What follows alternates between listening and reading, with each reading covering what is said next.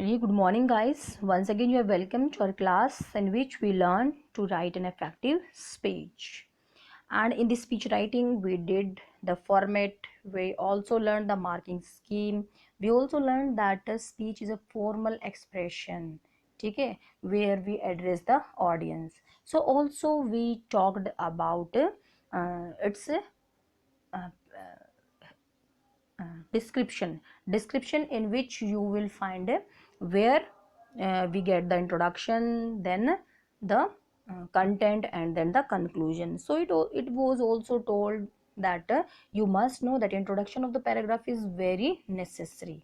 ठीक है, इंट्रोडक्शन के साथ साथ you have to give your impression in that introductory paragraph.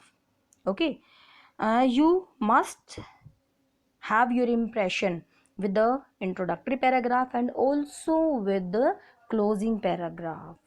ठीक है, you should be strong enough with the introductory paragraph and a closing paragraph. In between the speech you can have the little less looseness, but you cannot be careless about the starting and ending of the speech. So here are also some tips, and I also told you about these tips. So let's have a recapitulation about the tips. First of all make sure that you use the language which is suitable for the audience. Audience को ध्यान में रखते हुए ही हमने अपनी language को चुनना है, यानी कि ऑडियंस हमारी यंग वंस है, ओल्ड वन है, ठीक है, किसी पर्टिकुलर प्रोफेशन से बिलोंग करती है, उसको ध्यान में रख के ही हमने अपनी लैंग्वेज को सिलेक्ट करना है. ठीक है, उसके बाद मैंने आपको कुछ बताया था कि आपकी जो कोटेशंस होती हैं, बी रेडी विद 2 और 3 quotations for each topic which is going on in our current days. ठीक है, जो कि आजकल टॉपिक ज़्यादा चर्चा में है, उन्हीं के लिए आपने 2-4 कोटेशन याद कर लेनी है.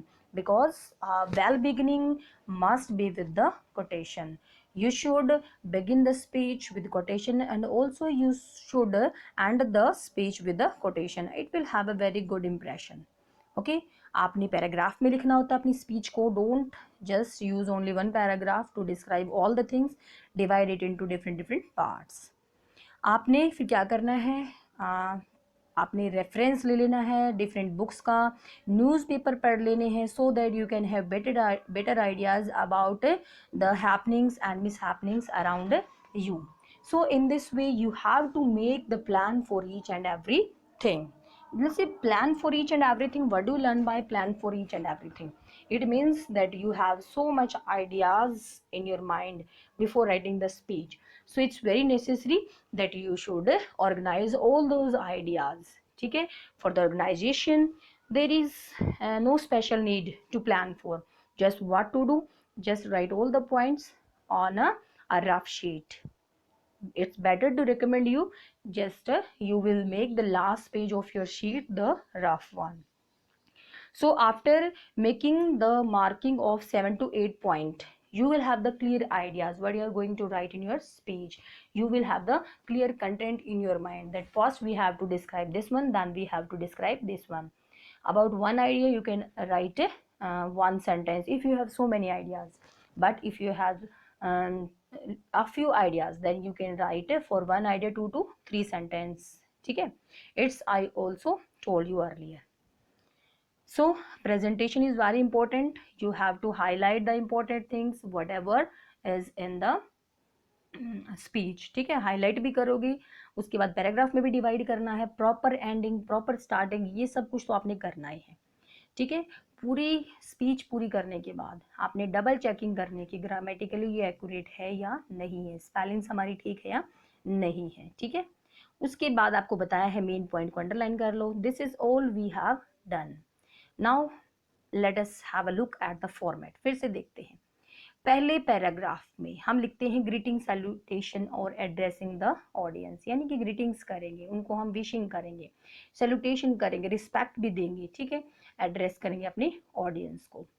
फिर दूसरे पार्ट में अपना भी इंट्रोडक्शन देंगे और टॉपिक का भी इंट्रोडक्शन देंगे. अपने इंट्रोडक्शन में क्या लिखेंगे, ऑब्वियसली ये सब कुछ आपको आपके क्वेश्चन में दिया होगा. अगर कई बार नहीं भी दिया होता तो आप कोई भी अपना इमेजिनेटिव नेम रख सकते हैं, imaginative designation like head boy. ठीक है, लाइक लाइब्रेरियन हेड, कुछ भी लिख सकते हैं. ठीक है, तो आप अपने हिसाब से उसको चूज कर सकते हो। थर्ड पार्ट यानी कि कंटेंट में आपको बता रहा है, देखिए this is the one of the most important, content के पूरे 4 नंबर हैं और ये रिलेटेड होना ही चाहिए। तो इसको रिलेट करने के लिए आपको देखो किस किस बात का ध्यान रखना होता है। The facts about the topic, ठीक है, हमें वो फैक्ट दिखाने हैं जो टॉपिक से रिलेटेड हो। यहाँ पे फैक्ट का मतलब सच्चाई नहीं है, यहाँ पे फैक्ट का मतलब है उसी सिचुएशन के बारे में आपको हमें रेफरेंस देना है, ठीक है। कॉज कारण बताने हैं या फिर उस सिचुएशन के इफेक्ट्स क्या क्या हो रहे हैं, ठीक है, क्या क्या कोज हैं, क्या क्या उसके इफेक्ट हो रहे हैं, ये हमें अच्छे से हाईलाइट करना है। ओके, फॉर एग्जांपल जैसे हमारा एनवायरमेंटल पॉल्यूशन के बारे में है, तो उसके कोज क्या क्या हो सकते हैं, उसका हमारे सराउंडिंग पे क्या इफेक्ट्स हो रहा है, ये सब हमने डिस्क्राइब करना होता है। अच्छा, नेक्स्ट हम क्या कर सकते हैं, इसको और ज़्यादा एलोबोरेट करने के लिए डेटा और एग्जाम्पल्स को भी दे सकते हैं, यानी कि रियल इनपुट। सेकंड बात आती है, अगर हम बहुत ज़्यादा श्योर हैं कि हाँ हमें इसके बारे में एक्चुअल इन्फॉर्मेशन का पता है, तभी हम ये देंगे क्या, रियल डेटा, रियल एनालिसिस उसका तभी करेंगे। ओके, या फिर हम कोई एग्जाम्पल दे सकते हैं जो करंट में चल रहा है, ठीक है, एनवायरनमेंट के लिए, जैसे हम ग्लोबल वार्मिंग बहुत ज़्यादा, जो ग्लेशियर की आइस है वो मेल्ट हो रही है, ऐसे भी देख सकते हैं कितने परसेंट पानी मौजूद है, कितने सारा और ज़्यादा जो है वो सी लेवल बढ़ चुका है। तो अगर आपको इन डेटा के बारे में फैक्ट पता है तभी आप बताना। थर्ड हम बताएंगे कंटेंट में ही conclusion. So whatever be the situation you have created in your speech, you must have to give the conclusion for that. Don't leave any point for open ended. Okay, don't create any confusion, just to give the conclusion for everything. Conclusion doesn't mean summarization, it means हमने solution बताना है कि ऐसा हमने आज तक किया है, अब हमें ऐसा करना पड़ेगा और ऐसा करने के लिए हमें ये सजेस्टिव पॉइंट्स होने, ऐसा हमें करना ही पड़ेगा, नहीं तो फिर we have to suffer a lot, ठीक है। उसके बाद थैंक्स, हमने ऑडियंस को थैंक्स बोलना होता है, but it should be in a sentence. Okay, so you have to remember part 1 में, पार्ट जैसे हमने 4 बताया ना, तो 4 पार्ट में क्या क्या चीज़ें बहुत बहुत ज़रूरी है। तो पार्ट 1 में ज़रूरी है इंट्रोडक्शन, इंट्रोडक्शन में सब कुछ कर दिया लेकिन टॉपिक को ही डिफाइन नहीं किया तो इट इज़ यूजलेस।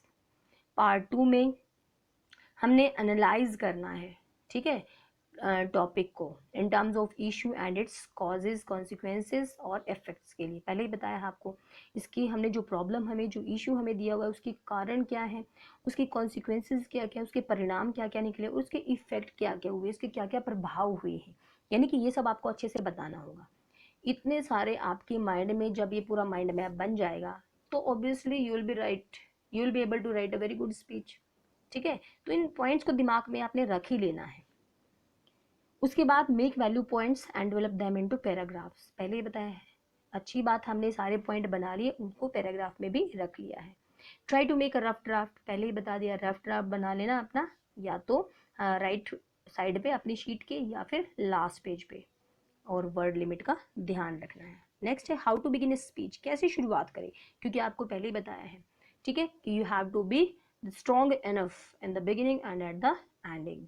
तो बहुत ज़्यादा आपको स्ट्रॉन्ग व्यूज़ देने हैं शुरू में और लास्ट में। तो देखो डिफरेंट डिफरेंट वेज बताए हैं कि कैसे हम बिगिन करेंगे स्पीच को। तो बिगिन करने के लिए हम क्या करते हैं, ग्रीटिंग करते हैं, सैल्यूटेशन करते हैं, एड्रेसिंग करते हैं ऑडियंस को। तो कौन कौन से स्टाइल में कर सकते हैं। फर्स्ट वन देखिए, honourable principal sir, teachers, my dear friends, welcome to all in this healthy and joyous morning. I dash of class 12th wish to speak on some very important topic, ठीक है, ये style 1 है। दूसरा दूसरा good morning to all बोल रहा है, नहीं मुझे नहीं लगता good morning to all impressive है, ठीक है। वहाँ पे जो जो मौजूद है, हम ये तो नहीं कर सकते कि सबका नाम लेंगे, लेकिन कलेक्टिवली एक डिपार्टमेंट का एक जैसे पूरा सेक्शन होता है उसका नाम एक साथ लेंगे। जैसे प्रिंसिपल सर की डेजिग्नेशन सबसे अलग होती है, उनको अलग से, ठीक है, टीचर्स की अलग से होती है, उनको अलग से, और फ्रेंड्स हमारे सारे, ऐसा नहीं कि एक एक नाम करके बुलाएंगे, it will be very awkward when you just call this one. It will not be going to call a speech, then it is the addressing of the name only. अगर आप ऐसा करते हैं, नाम लेते हैं हर एक का अलग अलग, तो ठीक है। तो अब आपने क्या करना है, उन सब का नाम अलग अलग से ही बोलो, सॉरी नाम नहीं, डेजिग्नेशन लगभग उनकी, जैसे ऑनरेबल प्रिंसिपल सर, ठीक है, respected and worthy teachers and my dear friends, ठीक है, I welcome to all of you in this healthy and joyous morning. तो दूसरे वाला मुझे नहीं लगता कुछ ज़्यादा अडॉप्ट करने लायक होगा। ठीक है, चलिए तीसरे में देखते हैं, dear audience. I don't think कि तीसरा भी कुछ ठीक है, क्योंकि dear audience, good morning to all, it means कुछ ज़्यादा ही जल्दी है, कुछ बताना ही नहीं चाहता, है ना। पहले ही इंप्रेशन खराब हो गया कि हाँ चलो इसको इतनी ज़्यादा जल्दी है तो हमें कौन सा इसकी बातें सुनने के लिए जल्दी है, तो ये हम नहीं करेंगे। उसके बाद है style number 4, honourable principal sir, teachers, my dear friends, I am, अपना नेम लिख देना है। It's a great honour for me to deliver a speech on the topic, ये भी ठीक है, ठीक है। लेकिन कोई एक स्टाइल अगर आप लिख रहे हो, मैं नहीं रिकमेंड करती कि आप इनमें से ही कोई एक स्टाइल लिखो, अगर आपके पास कोई भी अच्छा तरीका है आप वो यूज़ कर सकते हो। हाँ, इन सबको मिला के भी अगर आप कोई अच्छी लाइन जैसे शुरू से उठा लो, कोई अच्छी लाइन लास्ट से उठा लो, तो भी आप यूज़ कर सकते हो, ठीक है। तो यहाँ देखिए 5वें में, respected principal sir, teachers and my dear friends, I am XYZ, it's here a matter of, it's a matter of great privilege for me to deliver a speech on the topic. ठीक है, मुझे 5th one भी थोड़ा ठीक लग रहा है, अच्छा लग रहा है। तो अगर हम क्यों ना करें कि हम फर्स्ट के लिए थोड़ा सा शुरू वाला लिख दें कि honourable principal sir, teachers, my dear friends, welcome to all in this healthy and joyous morning, ये लिख के फिर हम कहेंगे I XYZ of class 12th wish to speak, ठीक है, विश टू स्पीक। आगे देखिए, इसके बाद हम लिखेंगे 5th वाला, चाहे अपने नेम के अनाउंसमेंट करने से पहले, ठीक है। क्या लिखेंगे, it's a great, sorry, it's a matter of great privilege for me to deliver a speech on the topic, topic का फिर नाम लिख देंगे, ओके। यानी कि ये जो लास्ट वाली लाइन है ये भी अगर हम ऐड कर देंगे तो भी बहुत अच्छा लगेगा, बहुत अच्छा हमारा इंप्रेशन जाएगा, ठीक है। कैसे, फिर से देखिए, बिल्कुल लास्ट वाले के लिए पहले वाले की तो हमने शुरू वाली 2 लाइन ले ही लेनी है, ठीक है। अच्छा आइडिया है, बिगिनिंग के लिए ठीक है ये, okay. I XYZ of class 12th wish to speak something in front of you, ऐसा बोल के इन फ्रंट ऑफ यू, उसके बाद फिर हम ये 5th का जोड़ देंगे लास्ट में, ठीक है। It's a matter of great privilege for me to deliver a speech on the topic, फिर टॉपिक का नाम लिख देंगे, ओके। ये तो हुई हमारी बिगिनिंग की बातें कि हमने अच्छा इंप्रेशन जमा देना है। और उससे भी अच्छी बात, if you have some quotation related to the topic, related to the given situation, then use the quotation, after that address the audience। आप उसके बाद हमने ये रिस्पेक्टेड प्रिंसिपल सर, टीचर्स, ये बाद में बोलना है। अगर कोई कोटेशन आपके पास है उससे शुरू कर रहे हो तो बहुत अच्छी बात है। उसके बाद हाउ टू एंड और कंक्लूड, कैसे कंक्लूजन निकालेंगे। Therefore, in the end, I would like to end my speech by strongly spotting the idea that किस किस बात से आप कंक्लूजन निकालना चाहते हो वो आप लिख सकते हो, ठीक है। Last but not the least, I want to conclude my views by having some suggestions, फिर suggestions लिख दीजिए, आप ऐसे भी एंडिंग कर सकते हो, ठीक है।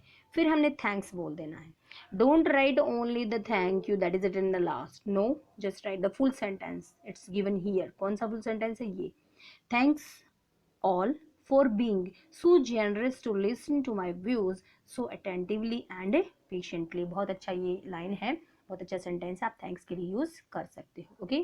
सो स्पीच राइटिंग में आपने अपना लेआउट, हमें सब कुछ समझ आ गया है, अपना आप एक पूरा ड्राफ्ट बनाएंगे। पहले हेडिंग लिखी हेडिंग का मतलब टॉपिक, टॉपिक लिख दिया हमने स्पीच का बिल्कुल शुरुआत में, हाँ उसको अंडरलाइन कर दे, उसको बोल्ड जो करना है कर लो, but don't take so much time, ठीक है। फिर ऑडियंस को हम एड्रेस करेंगे, उसको सैल्यूटेशन देंगे, ग्रीटिंग्स करेंगे, ओके। उसके बाद फिर अनाउंसमेंट करेंगे कि मैं उस टॉपिक पे कुछ डिलीवर करना चाहता हूँ। जैसे ही आप पहला सेंटेंस लिखने जा रहे हो कंटेंट में, तो उसके लिए मेन थीम का जिक्र करना बहुत ज़रूरी है। It's just recommended that you should mention the main theme in the opening sentence, क्योंकि the reader sometime don't have so much time just to go through all the things, so you will begin with a strong point, okay, and end it also with a strong sentence in the ending of the speech। ये यही कह रहा है कि opening sentence में main theme को touch करो और लास्ट सेंटेंस में भी आपने कंक्लूजन को हाईलाइट कर देना है। ये अप्रोप्रिएट है कि हम अपनी पूरी स्पीच को पैराग्राफ में अच्छे से डील करेंगे, ओके। चलिए उसके बाद फिर सिस्टमेटिक लॉजिकल ऑर्डर में अपने पॉइंट्स को हम ऑर्गेनाइज करेंगे, ठीक है। और उसके बाद फिर क्या करेंगे ब्रीफ लिखेंगे, टू द पॉइंट लिखेंगे, मीनिंगफुल लिखेंगे, कोई भी अननेसेसरी बात ऐसे ही बिना वजह पेज भरने के लिए आप कुछ भी नहीं लिखोगे, ठीक है, और लास्ट में थैंक्स कर देंगे। ओके, तो आपको ये मैंने कल एक एग्जाम्पल कराया था इम्पोर्टेंस ऑफ क्लीनलीनेस, ठीक है। उसके साथ ही मैंने आपको एक और दिया था करने के लिए काम, वो कौन सा था भला, एक और आपको लिखनी थी स्पीच, किस बारे में, कि रिसेंटली वायलेंट बिहेवियर है स्टूडेंट्स का टीचर्स के लिए, ठीक है, और अब बहुत ज़रूरी हो गया है कि इस एंगर को मैनेज किया जाए, इसको कर्ब किया जाए, इसको कम किया जाए, तो इसके लिए आपने स्पीच लिखनी है, ठीक है। So how to manage anger, this is our heading.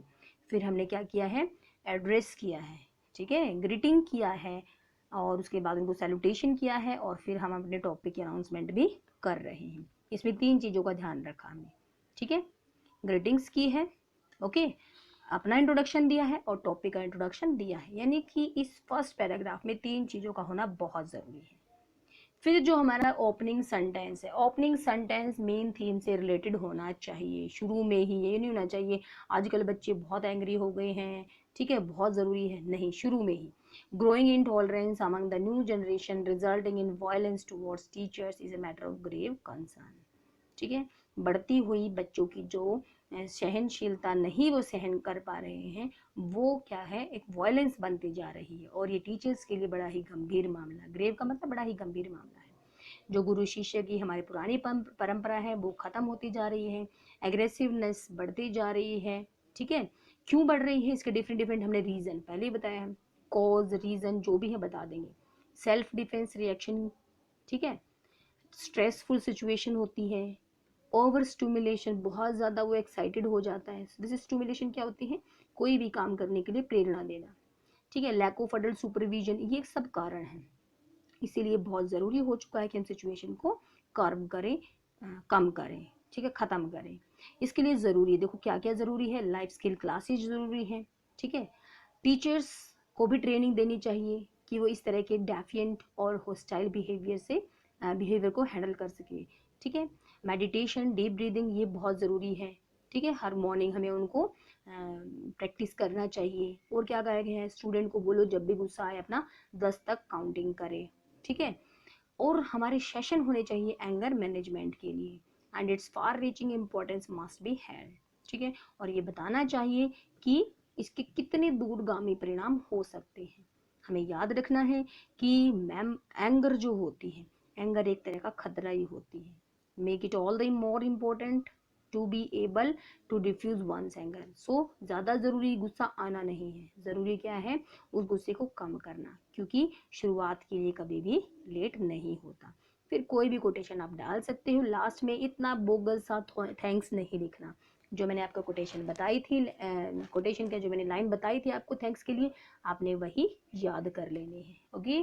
So I hope that you are able to understand all the things. With this example we have finished our topic speech writing. Today you will get this video and also the assignment. I hope that all you are doing well your homework. So thank you very much, have a nice day.